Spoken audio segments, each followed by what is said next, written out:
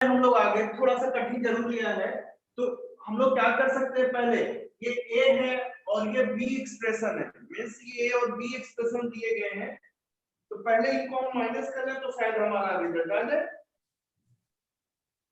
फिर इसको लेकर के कुछ यूज करें, तो ये है, तो इसको हम लोग लेते हैं b माइनस ए, b माइनस ए ले लेते हैं, क्या आएगा, x cube x square 4x plus 4, x cube 4x square plus of 5x minus 2,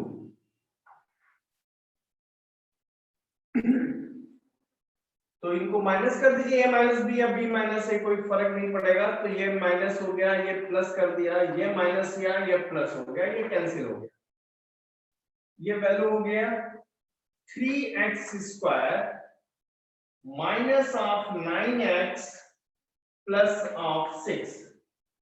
अब इसमें 3 से डिवाइड हो सकता है ये, then divide it by 3, divide it by 3, we get x square minus of 3x plus of 2।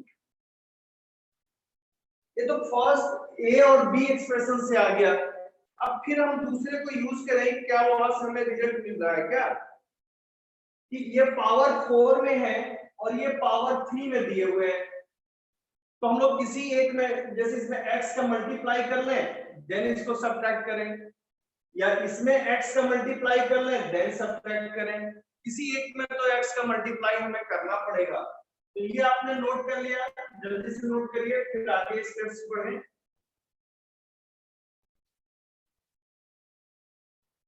Excuse me, sir. Ji Sir, I was doing like that कि first two expressions को I have added using the संकलन. Okay, sir.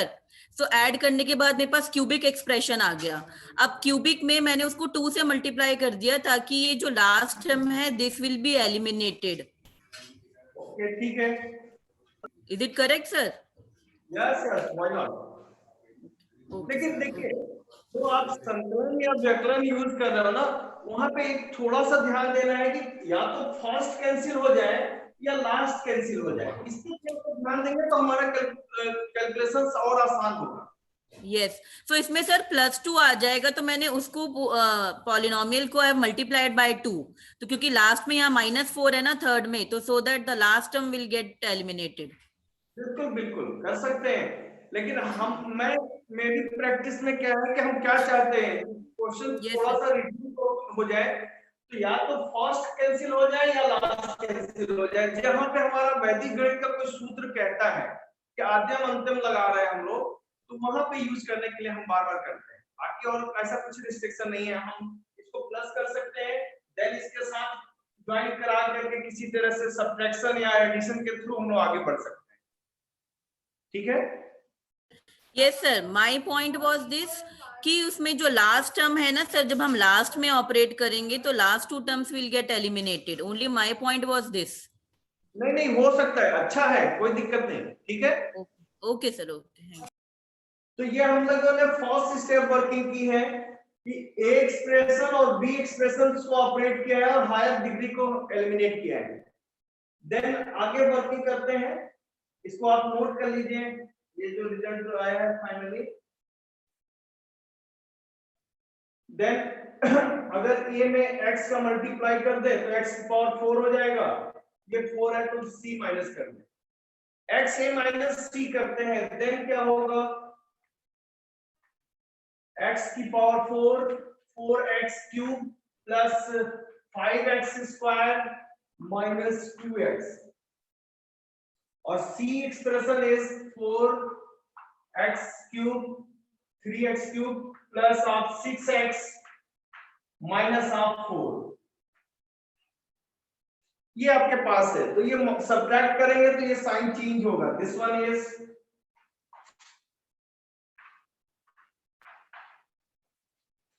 अब इसको ये eliminate हो गया, ये working करेंगे minus of x cube plus 5x square, ये आपने वर्किंग की तो ये हो गया minus of 8x plus of 4।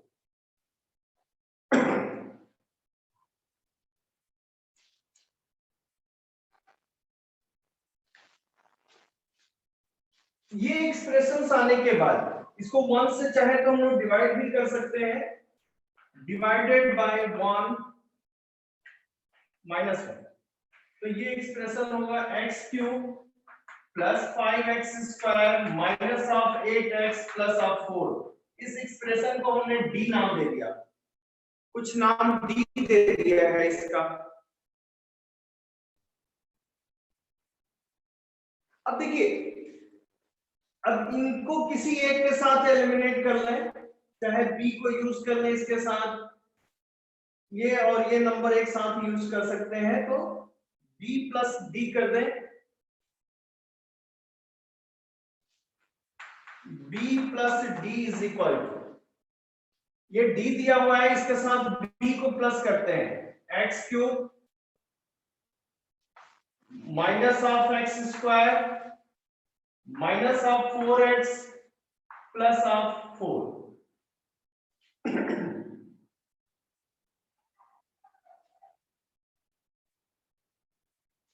तो इसको प्लस ना करके माइनस करें तो कैंसिल हो जाएगा, ये माइनस प्लस प्लस माइनस, ये कैंसिल हो जाएगा।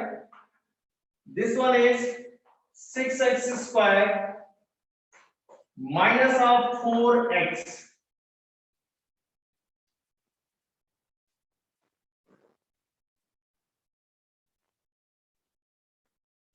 तो ये दोनों कैंसिल हो जा रहे हैं। तो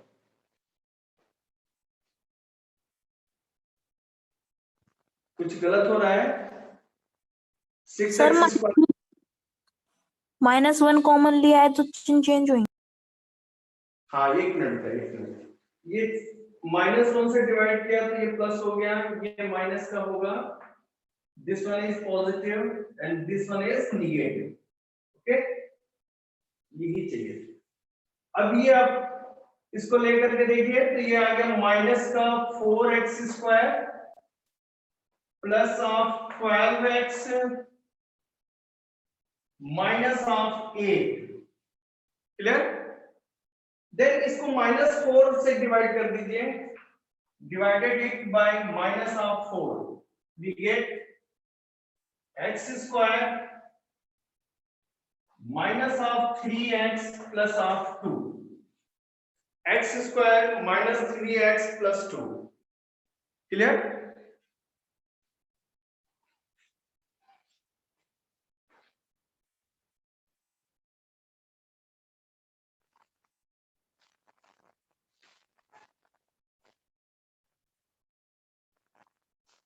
तो ये रिजल्ट और अभी हम लोगों ने जो रिजल्ट निकाला वो सेम हो गया, means HCF is x square minus 3x plus 2।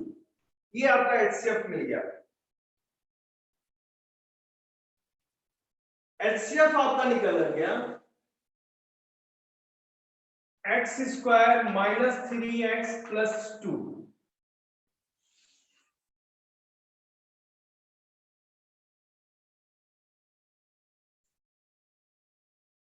ये आपके पास रिजल्ट है HCF। इसको आसानी से फैक्टर भी कर सकते हैं, x माइनस 1 और x minus 2।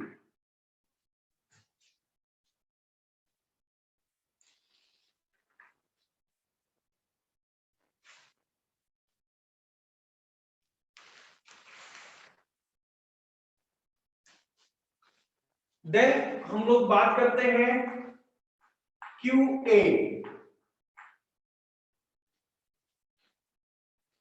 QA is equal to A upon X.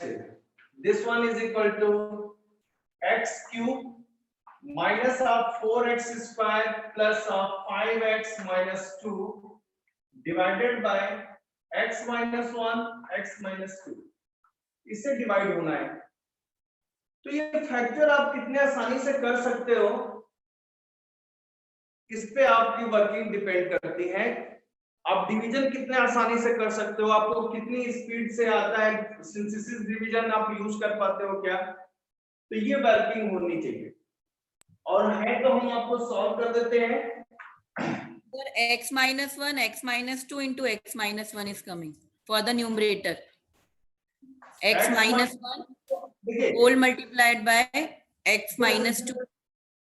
wait, if sum of the coefficient is 0, it means one of the factor is x minus 1.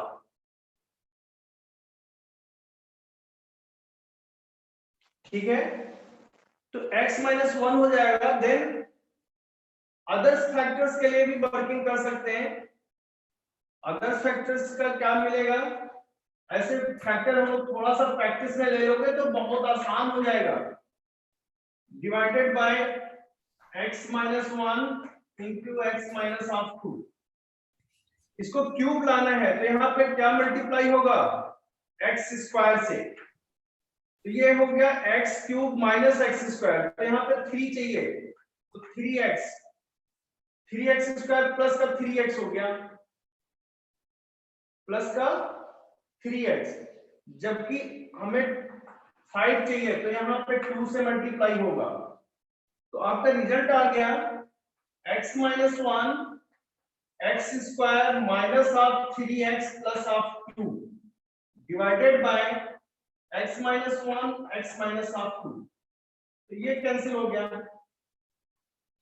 और इसका भी फैक्टर होगा easily x minus 1 x minus half 2 divided by x minus half 2. This one is cancel out, value is x minus 1. ठीक है, तो QA की value आ गया x minus 1,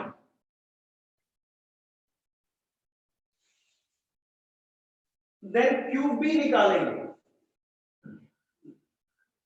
second one, third point QB is equal to B upon H.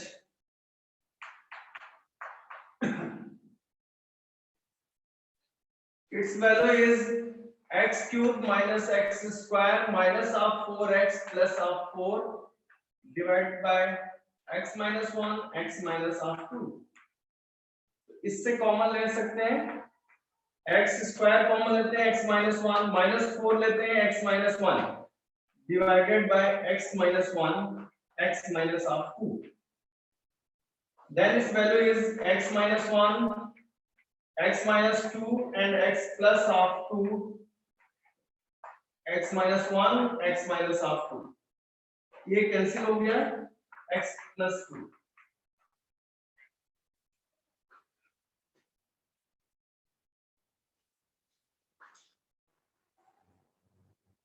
ये clear हो गया,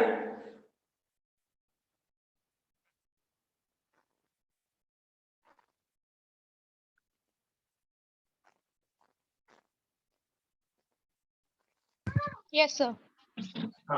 then LCM is equal to, LCM is what, then LCM is equal to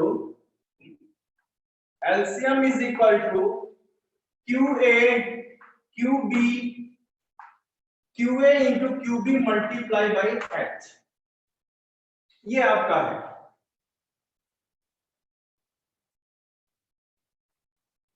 ये अगर दो तीन है ना यहाँ, तो सॉरी एक थर्ड एक्सप्रेशन भी तो है आपके पास, एक थर्ड एक्सप्रेशन था आपके पास यहाँ पे, तो ये QC. ये C का मल्टीप्लाई होगा, QA into QB multiply by C। C expression मतलब जो बचा हुआ रिमेनिंग पार्ट तो हम लोगों ने वर्किंग नहीं किया है, अगर रिमेनिंग पार्ट से हम लोग QC निकाल सकते हैं तो QC into H होगा, तो QC हम नहीं निकाल रहे, डायरेक्ट C को रख दे रहे हैं कि हम उस डिवीजन से बच जाएंगे, उस डिवीजन को करने की जरूरत नहीं पड़ेगी।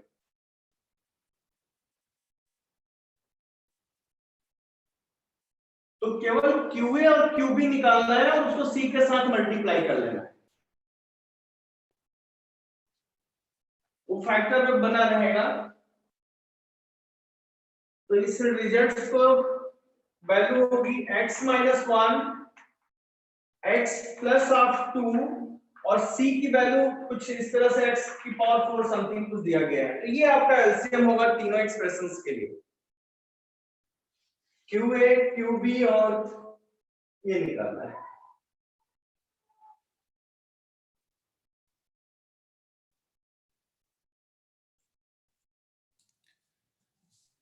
भाई जी अब इस पर क्वेश्चन थोड़ा सा एक दो क्वेश्चन बच्चों को दे दीजिए हाँ इसके लिए, जी और उसके बाद अब 1 बजे से दूसरी क्लास चलेगी। ठीक है ठीक है। तो इसका क्वेश्चन हम आपको भेज देते हैं, फॉरवर्ड कर दीजिएगा, क्योंकि क्वेश्चन मेरे पास कलेक्शन में नहीं था ज्यादा, क्योंकि 3 वाले सर सर एक क्वेश्चन है, जैसे कि आपने निकाला है क्यू ए क्यू बी और सी, तो सर जो सी को हम सॉल्व करके इसके फैक्टर्स रखेंगे या इसको यहीं पर आंसर छोड़ सकते हैं? यहीं पे आंसर छोड़ सकते हो या मल्टीप्लाई कर दो, ज्यादा अच्छा है। क्या जरूरत है उसको फैक्टर करने की, टाइम किल करने की? तो एक्सप्रेशन तो है। नहीं, एक्चुअली अगर एग्जाम में अगर आता है इस तरह से तो हम इसको ऐसे ही छोड़ेंगे या फैक्टराइज करके हमें छोड़ना है? देखिए एक्सप्रेशन जो है मल्टीप्लाई करके रखा जाता है, x की पावर 6 समथिंग कुछ जो वैल्यू आएगी वो लिखा जाएगा। Okay sir. एक्सप्रेशन तो ऐसे लिखे जाते हैं ना, x cube plus 5x square इस टाइप का लिखा जाता है, तो ये अलजेब्रिक एक्सप्रेशन है। आप किसी भी फॉर्म में लिखोगे तो उसको गलत नहीं माना जाता है, टीचर्स देख लेगा कि इसके क्या क्या ऑप्शंस बन सकते हैं। आपको आपके मार्क्स पे कोई फर्क नहीं पड़ेगा, उसको आप मल्टीप्लाई में ही अगर ऐसे छोड़ देते हो तो ये हम चेक कर लेंगे, क्योंकि हमें पता होता है कि हमने क्या किया है और बच्चे ने कहां तक रिजल्ट ला करके छोड़ा है। क्योंकि सी आपको मिल रहा है, ये मैं देख रहा हूँ, ये देख रहा हूँ, तो हमें फार्मूला तो ये पता है ना, जो टीचर चेक करेगा। Okay sir, okay, thank you sir. तो आप लोग इस पे वर्क करिए, और एग्जाम्पल्स हम देते हैं सर को, अभी मिल जाएगा तो फॉरवर्ड कर देते हैं, ठीक है? हाँ ठीक है भाई जी। हाँ मैं दे रहा हूँ सर, दे रहा हूँ, तो इसी में है तो उसको फॉरवर्ड करो। ठीक। तो नेक्स्ट टर्म पे हम लोग मिलते हैं, ठीक, बाय। हाँ धन्यवाद भाई जी। और इसका भी एप्लीकेशंस होते हैं, अब आप मालूम नहीं एप्लीकेशंस यूज किए जाएंगे कि नहीं, नंबर्स पे होते हैं। चलिए ठीक सर, थैंक यू। अच्छा भाई जी।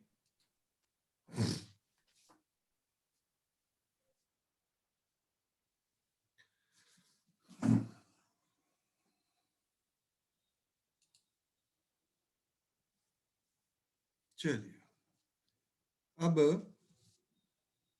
थोड़ा सा हम लोग शुरू करते हैं कुछ बातों से। सबसे पहले आज सबसे बड़ी खुशी की बात है कि 24 के 24 बच्चे को प्रोजेक्ट दे दिया गया है। वो 3 बच्चे जो प्रोजेक्ट नहीं ले पाए थे उनको भी प्रोजेक्ट दे दिया गया है, और 2-2 प्रोजेक्ट अब सब बच्चे के पास पहुंच गए हैं। और इसके लिए आपको नेक्स्ट वीक पूरा टाइम रहेगा, और नेक्स्ट वीक में ही हम जो रेस्ट बचे हुए बच्चे थे उसमें एक दिन समय निकालेंगे, उनका प्रेजेंटेशन करा देंगे। और अभी प्रोजेक्ट 1 का, और अभी जो हमारे पास जितने भी बच्चे हैं उसमें लगभग सब बच्चों को अब प्रोजेक्ट जो है दिया जा चुका है। कोई भी बच्चे अभी बचे नहीं है। 24 के 24 बच्चे को प्रोजेक्ट दे दिया गया है। तो नेक्स्ट आपके पास टाइम होगा, आज हो गया 12,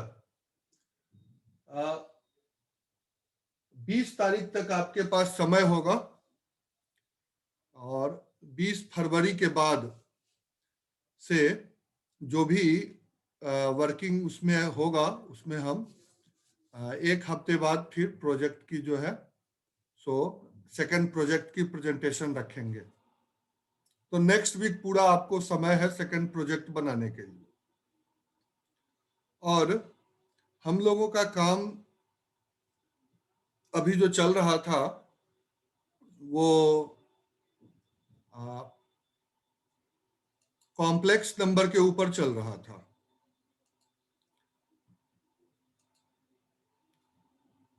आप लोग अब ये आपके सामने आ गया है।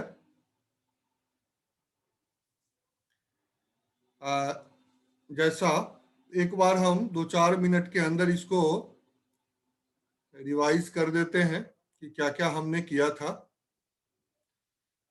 कल काफी सारा काम हम लोगों ने कर लिया था। आज मैंने अपनी 1 घंटे की ही क्लास रखी है और देखते हैं कैसे इसको जो है मैनेज करना है।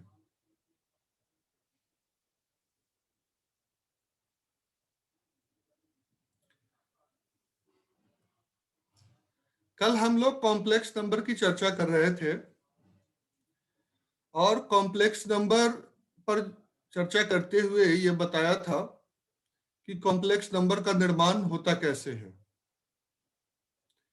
तो कॉम्प्लेक्स नंबर की बेसिकली ऑरिजिनेशन जो है वो क्वाड्रेटिक इक्वेशन से होती है। क्वाड्रेटिक इक्वेशन का एक कंडीशन, जब उसका डिस्क्रिमिनेंट, यानी हिंदी में इसको बोले तो विविक्तकर, डिस्क्रिमिनेंट नेगेटिव आ जाता है। 2 कंडीशन की चर्चा किए थे, या तो डिस्क्रिमिनेंट 0 होगा या 0 के इक्वल नहीं होगा। यदि 0 हुआ तो 2 इक्वल रूट्स, ये तो कंडीशन क्रिएट है और ऐसा आप लोग 9th-10th में कर भी रखे हैं। और यदि अगर ये डिस्क्रिमिनेंट जो है वो 0 के इक्वल नहीं होता है, तब 2 कंडीशन क्रिएट होता है, आइदर इट इज पॉजिटिव और नेगेटिव। तो नेगेटिव जब आता है तो नेगेटिव क्या रिजल्ट देता है, उसके बाद हम लोग चर्चा कर रहे थे। एक वर्ड आता है आयोटा की, आयोटा, जिसमें कॉम्प्लेक्स नंबर में इमेजिनरी क्वांटिटी को आयोटा के नाम से जाना जाता है, जिसमें √(-1) यानी -1 के वर्गमूल, स्क्वायर रूट ऑफ -1 को आयोटा के नाम से जाना जाता है। आज जो वर्तमान गणित में इसे आयोटा के नाम से हम जानते हैं। कंडीशंस था कि x² +1 = 0, तो इसको सॉल्व करेंगे तो आपके पास आ जाएगा ये x² -1, x² = -1 आ जाएगा। और जब हम x की वैल्यू लेंगे तो √(-1) ये आपको आ जाएगा। इसी √(-1) को हम आयोटा कहते हैं, which is a imaginary quantity. Suppose that आपके पास एक नंबर आ जाता है √(-65), तो इसको कैसे लिखेंगे? तो लिखेंगे 65 × √(-1) या फिर 65 आयोटा, ऐसा हम लिख सकते हैं। इसमें जैसा कि आपके सामने ये हमने रखा है। Sir, it should be √65 iota.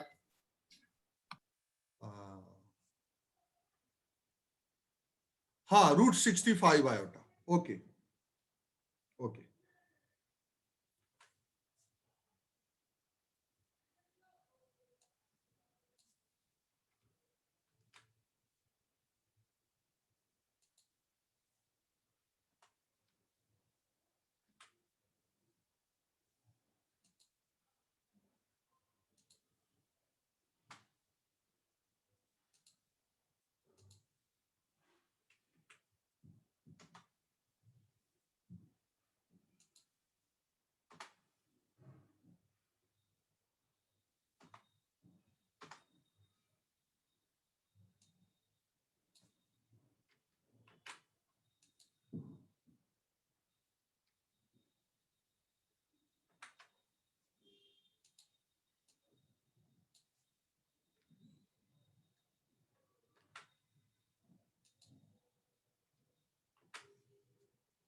√65 iota. Okay, उसके बाद हमने आयोटा की प्रॉपर्टीज के ऊपर चर्चा की थी। Iota equal to √(-1), iota square है तो -1, आयोटा क्यूब, माइनस आयोटा और आयोटा 4 = 1। इस पर कुछ क्वेश्चन हमने किया था सॉल्व, आपके सामने है। यानी आयोटा टू द पावर 4 होता है तो 1 हो जाता है, तो 4 के जितने भी फैक्टर्स होंगे उसको रिमूव करना है। जैसे 234 का करना है तो 232 iota to the power 232 into iota square, ये कर लेंगे। फिर उसके बाद हमारा जो है आयोटा स्क्वायर रेस्ट रह जाता है, तो इस आयोटा स्क्वायर को हम जो वैल्यू होगा वो लिख सकते हैं, यानी आयोटा 232 की वैल्यू आ गई 1 और आयोटा स्क्वायर की वैल्यू -1, तो ये आपका आ जाता है। Clear? 312 which is divisible by 4, that's why directly we can write one answer। तो इस तरह से हम लोगों ने चर्चा की थी, इस पर कुछ क्वेश्चंस कराए थे और इसके आप लोगों सर ने एक मिनट इसके क्वेश्चन के स्क्रीनशॉट लेने हैं। हाँ ले लीजिए। फर्स्ट क्वेश्चन जी आपका सर। ये था। ठीक है सर। ये सेकंड क्वेश्चन है, सेकंड के तीनों पार्ट। ठीक है सर, ले लिए। अब आगे हमने ये ठीक है नेक्स्ट, सर, ले लिए। अब हमने जी सर। कॉम्प्लेक्स नंबर के विषय में जानने की कोशिश की थी कि कॉम्प्लेक्स नंबर होता क्या है। तो जैसे कोई भी कॉम्प्लेक्स नंबर अगर z है तो z equal to x plus iota y होता है। तो आयोटा y, इसमें दो टर्म है, x है और y है। तो जो आयोटा फ्री है वो रियल पार्ट हो जाएगा, वास्तविक भाग उसका, और काल्पनिक भाग यानी इमेजिनरी पार्ट जो होगा वो आयोटा वाला पार्ट हो जाएगा आपका। तो इस तरह से इसकी हमने चर्चा की थी। इसमें आप देखें x प्लस आयोटा y है तो रियल पार्ट इसका हो जाएगा x और इमेजिनरी पार्ट हो जाएगा y। तो ये क्लियर हमने चर्चा कर दी थी। इस पर भी एक एक्सरसाइज करा दिया था, सेकंड एक्सरसाइज, जिसमें हमने चर्चा की थी और उसमें बताया था कि अलग अलग आपको नंबर दिए थे, इसमें रियल पार्ट और इमेजिनरी पार्ट को सेपरेट करने थे, जिस पर हमने बात की थी। उसके बाद अब हम लोग आते हैं कि Baudhayana form of complex number, कैसे हम बोधायन फॉर्म में किसी भी कॉम्प्लेक्स नंबर को ले जा सकते हैं, इस पर हम लोगों ने चर्चा की थी। देखें, यदि कोई complex number x plus iota y के टर्म में होता है तो उसका आपको बोधायन फॉर्म क्या होगा। तो सबसे पहले एक complex number x plus iota y, इसका रियल पार्ट x जो भुज के स्थान पर लिखा जाएगा, जो इसे बानोमियल में, सॉरी बोधायन में भुज होता है तो वहां यहां पर वास्तविक पार्ट यानी रियल ऑफ z और काल्पनिक पार्ट यानी imaginary part of z, complex number z, तो y हो जाएगा। और जो वहां पर कर्ण होता है तो यहां पर हम मापांक लेंगे जिसको मॉडुलस बोलते हैं। मॉडुलस फाइंड आउट करना कॉम्प्लेक्स नंबर में आप लोगों ने देखा होगा। तो root under x square plus y square, ऐसा जो है इसमें, इस पर हमने क्वेश्चन करवाए थे और लगभग इसके सारे एग्जाम्पल और क्वेश्चन मैंने सॉल्व कर दिए थे। अब देखें आपके सामने है, ये पहला एक एग्जाम्पल हमने लिया था और इसको सॉल्व करके आपको दिखा दिया था। उसके बाद ये एक्सरसाइज में जब आए थे तो इसके भी सारे क्वेश्चंस के करके मैंने सॉल्यूशन कर दिए थे।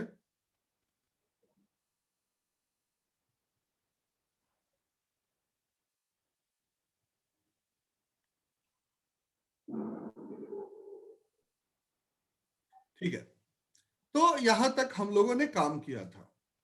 आज तो कल का जो हमारा बेसिक काम हुआ था उसी पर थोड़ी सी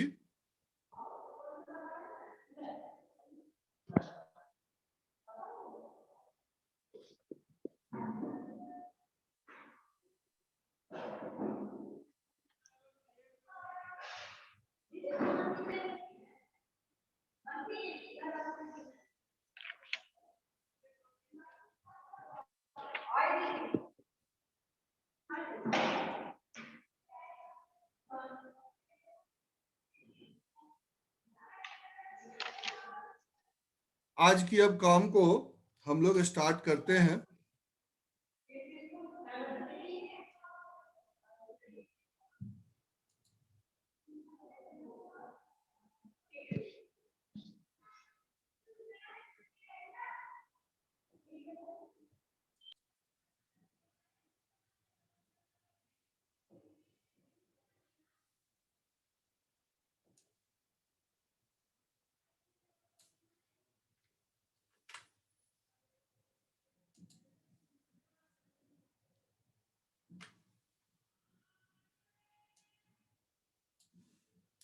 इक्वलिटी ऑफ कॉम्प्लेक्स नंबर, इस पर हम लोग बात करेंगे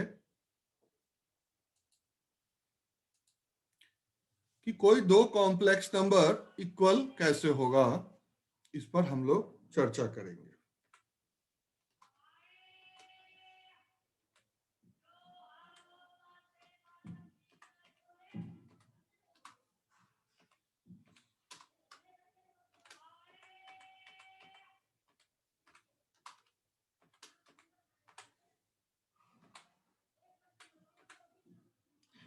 इक्वलिटी ऑफ कॉम्प्लेक्स नंबर के ऊपर हम लोग चर्चा करेंगे। कोई भी दो कॉम्प्लेक्स नंबर तब इक्वल कहा जाता है जब एक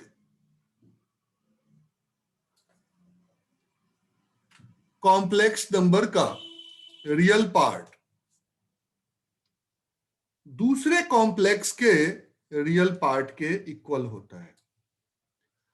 ये जो हमने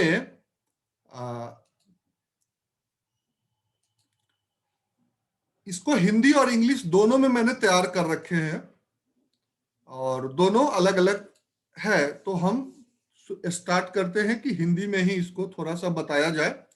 जहां भी आपको प्रॉब्लम होगी हम उसको इंग्लिश कर देते हैं। तो यहां देखें, यदि एक मिनट थोड़ा सा,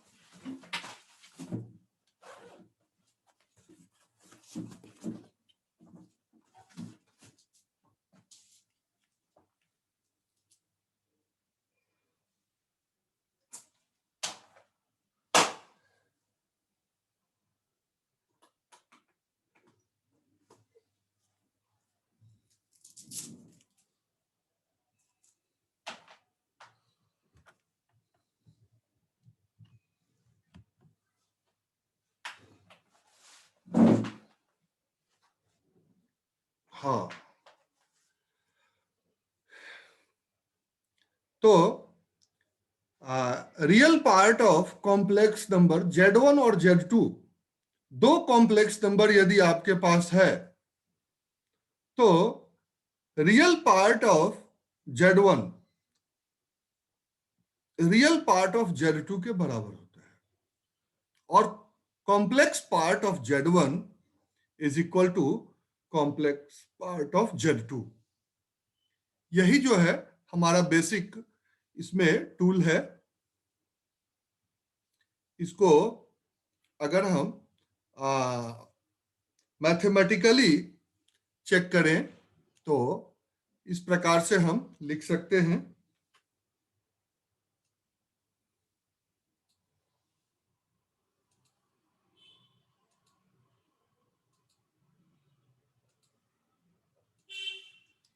real part of Z1 equal to real part of Z2 और imaginary part of Z1 equal to imaginary part of Z2। इस प्रकार की थोड़ी सी जो है चीजें हम लोग आगे बढ़ेंगे। अब इसके ऊपर देखें, एक एग्जाम्पल हमने लिया है। ये इक्वलिटी के बेस पर ही एग्जाम्पल को हम ले सकते हैं।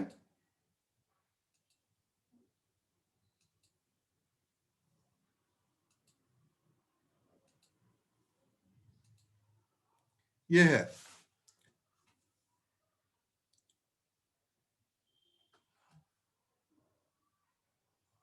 अब यहां आप ध्यान दें कि दो आपके पास कॉम्प्लेक्स नंबर है और दोनों कहता है इक्वल है, तो आपको x और y की वैल्यू फाइंड आउट करनी है। इस तरह के क्वेश्चंस है कई बार। तो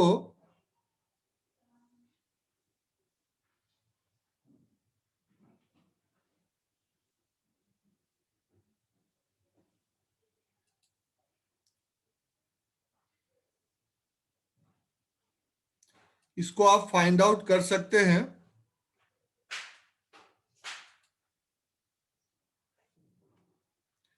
4x इक्वल टू